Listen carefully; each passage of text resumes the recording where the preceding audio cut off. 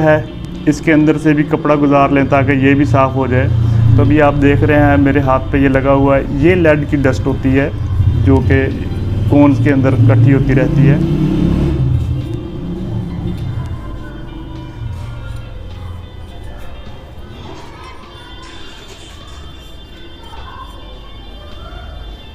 तो ये भी साफ़ हो गया।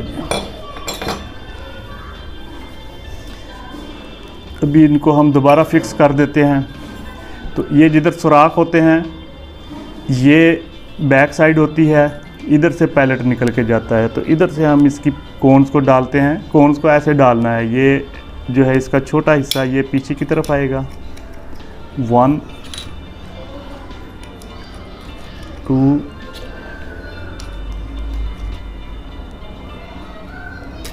3 4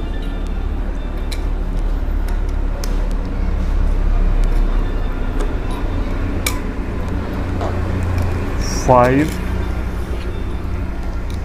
6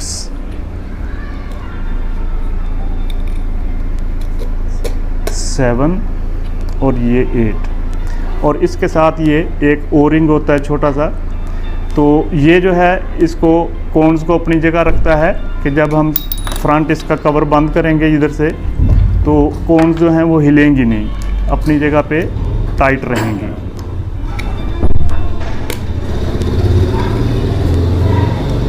सबसे आखिर में ये ओरिंग डाल दें और फिर इसके बाद इसका ये एंड कवर जो है वो बंद कर दें।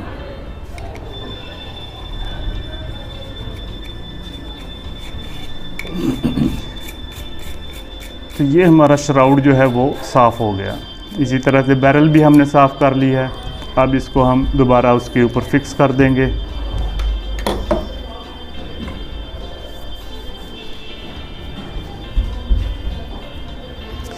तो चौधरी ज़हीरा, आप लोग एक दफ़ा आपने मुझे भेजा था कि ये जो है ये वाला हिस्सा इसमें तो और शेप का है, वो M22 का और शेप का होता है, उसमें पैलेट लगा हुआ था। वो पैलेट लगता है अगर ये हिस्सा लूज़ हो इधर से, अभी तो ये पूरा टाइट है ना, ये बिल्कुल नहीं हिलेगा। लेकिन बहुत ही मुख्तलिफ वाक़या पहली दफ़ा देखा जी, श्राउड के अंदर ही इशारा लग गया। हाँ जी, वो उसी वक्त होता है कि जब ये हिस्सा इसका लूज़ हो। ठीक हो। तो इसको आप लोगों ने फुल टाइट रखना है। फुल टाइट करने के लिए इसको हम कोई भी थोड़ा बड़ी एलकी जो है ना ऐसे डाल के इसको टाइट कर देते हैं, तो फिर ये नहीं खुलता।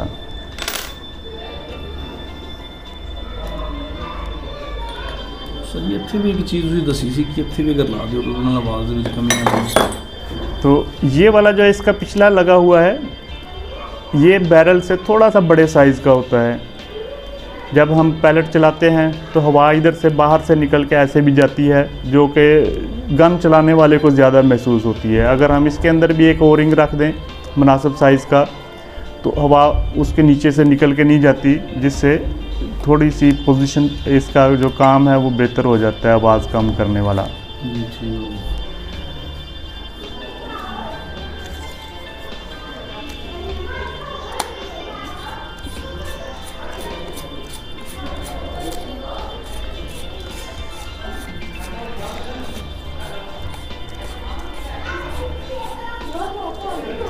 ये लें जी, हमने इसका श्राउड तैयार कर दिया। अब इसको ऐसे थोड़ा हिला के देखें। अगर तो आपको कोनों के वाइब्रेट करने की आवाज़ ज़्यादा आ रही होती है तो इसमें ओ रिंग थोड़ा बड़े साइज़ का रखें या एक से ज़्यादा ओ रिंग रखें आप जी।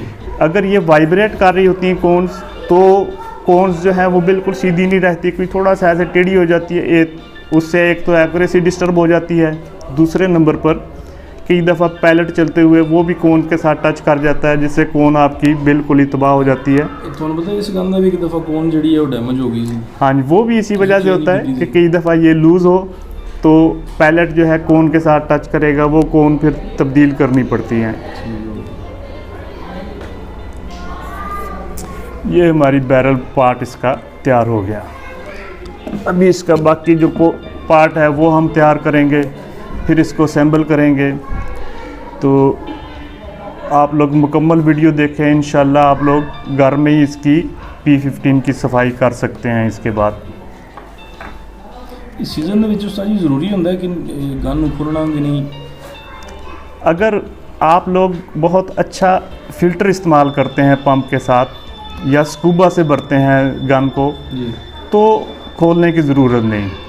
लेकिन अगर आप हैंड पंप इस्तेमाल करते हैं और आप जैसे आपका भी इलाका है दरिया के बिल्कुल पास रहते हैं, बिल्कुल, वहाँ नमी बहुत ज़्यादा होती है। ठीक हो गया। वो नमी जो है हवा के साथ गन के अंदर जाती रहती है, जो कि एक तो एक्यूरेसी को डिस्टर्ब करती है, दूसरे नंबर पे उससे जंग भी लगता है। तो उस सूरत में कम से कम 3-4 महीने बाद गन को खोल के सफाई लाजमी करनी चाहिए। उसमें पानी खुश्क कर लेना चाहिए ताकि कोई डैमेज ना हो पार्ट उसके अंदर। ठीक हो गया। इसे वास्ते ਇਹਦੇ ਵਿੱਚ मैं भी हैंड पंप ही यूज़ करता है, ਇਹਦੇ ਵਿੱਚ पानी इकट्ठा हो जाता है। हाँ जी, हैंड पंप से जो है पानी इकट्ठा होने का चांस ज़्यादा होता है। बिल्कुल, स्कूबा की निस्बत। बिल्कुल जी, और स्कूबा में काफ़ी ड्राई एयर आती है। ठीक हो गया। तो सानू फिल्टर अच्छा या नहीं यूज़ करना चाहिए। हाँ जी, या फिल्टर डबल फिल्टर और बेहतर हो जाता है, सिंगल फिल्टर भी अच्छा है।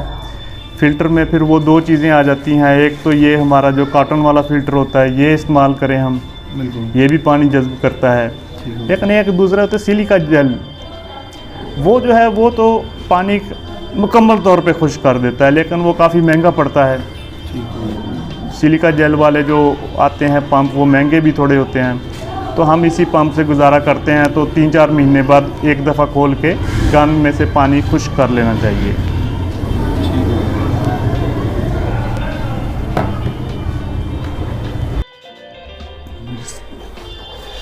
अच्छा जी, तो अभी इसमें ये जो बोल्ट होता है ये भी जब इस्तेमाल होता रहता है, इसमें गर्द चली जाए तो ये काफ़ी हार्ड हो जाता है। बोल्ट को ठीक करने के लिए हम क्या करते हैं कि उसमें कोई अच्छी क्वालिटी की ग्रीस लगाते हैं। तो अच्छी क्वालिटी की ग्रीस वो तो मैकेनिक ख़रीद सकते हैं। तो वो अगर थोड़ी मकदार में हमने तो इस्तेमाल करना होता है, ये वैसे तो महंगी पड़ती है लेकिन हमारे लिए फिर ये ठीक रहती है घर में इस्तेमाल करने के लिए। पेट्रोलियम जेली जो है ये लुब्रिकेशन के लिए बहुत अच्छी रहती है गन में, पीसीपी गन में। लेकिन इसको किसी ओरिंग पे नहीं हमने लगाना, इसको हम किसी ऐसी जगह ही सिर्फ लगाएंगे जहाँ सिर्फ मेटल पार्ट्स हैं। ओरिंग पे लगेगी तो ओरिंग जो है वो इससे डी शेप हो जाते हैं, क्योंकि ये पेट्रोलियम बेस्ड है, ये सिलिकॉन बेस्ड ग्रीस नहीं है। ओरिंग्स के लिए सिलिकॉन बेस्ड ग्रीस कोई भी हम इस्तेमाल करते हैं। तो ये वाला हिस्सा आप इसका खोलें, ये देखिए अभी नीचे कितनी गर्द गई हुई है। हाँ जी, चौधरी देख रहे हैं ना, बिल्कुल ही। तो इसको हम साफ़ कर लें। तो ये दौरान शिकार अगे पिछे हवा चलती रहती है, ਉਹਦੇ ਨਾਲ डस्ट वगैरह। हाँ जी, तो अब हम ये वाला हिस्सा इसका खुल जाता है। ठीक है। अब इसके अंदर हम थोड़ा पेट्रोलियम जेली लगा देंगे, तो हम कहेंगे कि चलें अभी इसकी लुब्रिकेशन वाला प्रोसेस मुकम्मल हो गया, तो इसकी जो हार्डनेस है वो कम हो जाती है।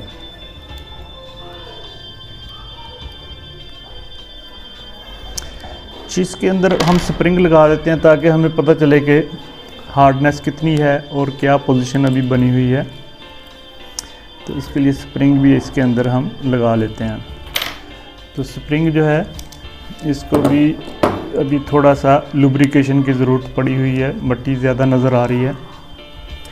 इसको भी हम एक दफ़ा साफ़ करके दोबारा पेट्रोलियम जेली लगा देंगे।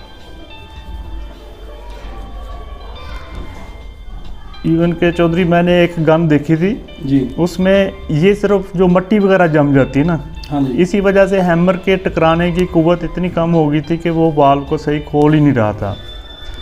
यही नहीं कि स्प्रिंग लूज़ हो जाए तो फोर्स कम होगी, नहीं, इसमें मट्टी जम जाए तो भी ये काफ़ी काम ख़राब हो जाता है। ट्यून नहीं हुई होनी। हाँ जी, बहुत ज़्यादा टाइम हो गया होना, ट्यून नहीं हुई होनी गन, ਉਹਦੀ वजह ਨਾਲ भी फिर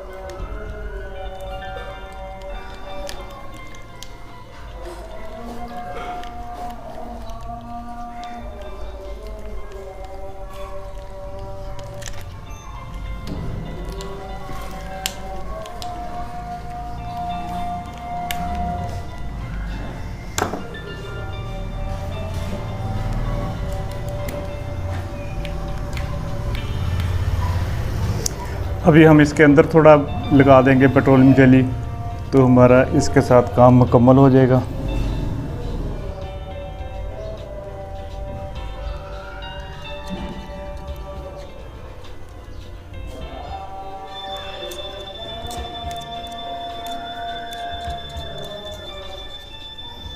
तो यहाँ से अगर हम देखें तो इसके अंदर हमें हैमर भी नज़र आता है। हैमर के ऊपर भी हम यहाँ से आसानी से पेट्रोलियम जेली लगा सकते हैं।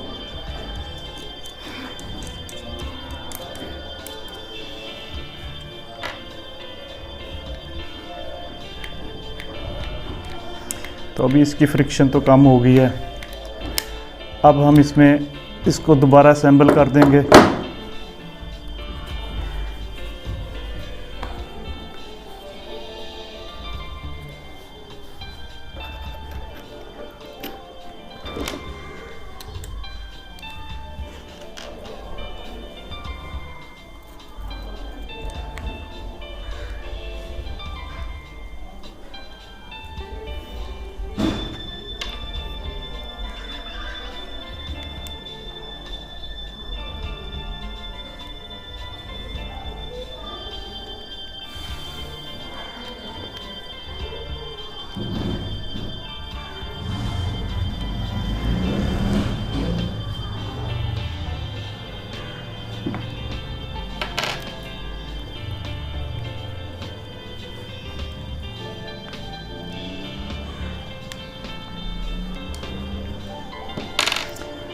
अच्छा जी, ये हमारा पार्ट तैयार हो गया।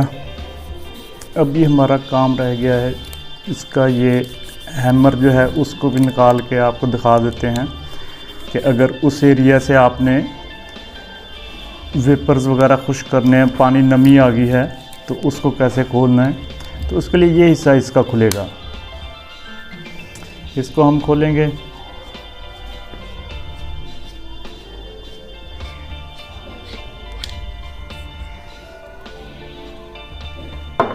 तो ये इसका स्प्रिंग होता है वाल्व का, हैमर वाल्व का स्प्रिंग। इसकी दो साइड्स हैं, एक साइड चौड़ी है, एक साइड बारीक है। बारीक साइड इस वाल्व के ऊपर लगेगी और दूसरी साइड से ये फिक्स हो जाएगा।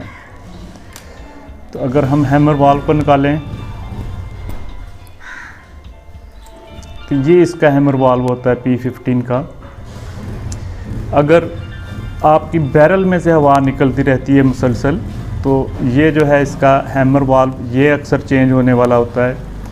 इसको चेंज करते हैं, और जब भी इसको चेंज करते हैं तो आमतौर पे इसके अंदर अगर हम देखें तो एक आपको नज़र आएगा जैकेट सा है जिसके ऊपर ये सीट है इसकी हैमर वाल्व की, वो भी साथ ही दोनों को इकट्ठा चेंज कर देते हैं। ये 1000-1200 के करीब मेरा ख्याल सेट मिलेगा, हैमर वाल्व की सीट और ये हैमर वाल्व। तो इसको अंदर से खुश्क कर लेते हैं कि अंदर वाटर वेपर्स ना हो। तो इसमें कोई भी हार्ड चीज़ आपने नहीं लगानी। अगर उसके ऊपर थोड़ी सी भी खराश आ जाए, अंदर सीट है उसके ऊपर खराश आ जाए, या इसके निचली ये सरफेस है इसके ऊपर खराश आ जाए, तो फिर आपकी जो हवा बैरल में से निकलना शुरू हो जाएगी और आपको ये लाजमी चेंज करना पड़ता है। फिर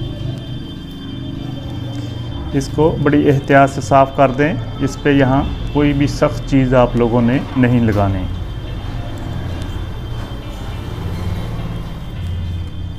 स्प्रिंग लगाएं।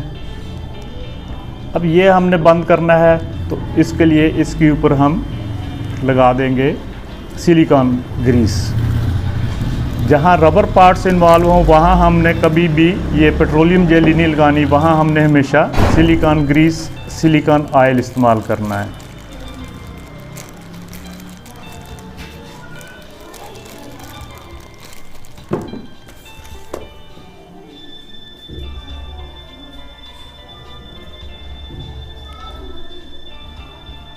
तो इस रबर ओरिंग को हमने सिलिकॉन ग्रीस लगा दी। अब इसको हम असेंबल कर देंगे।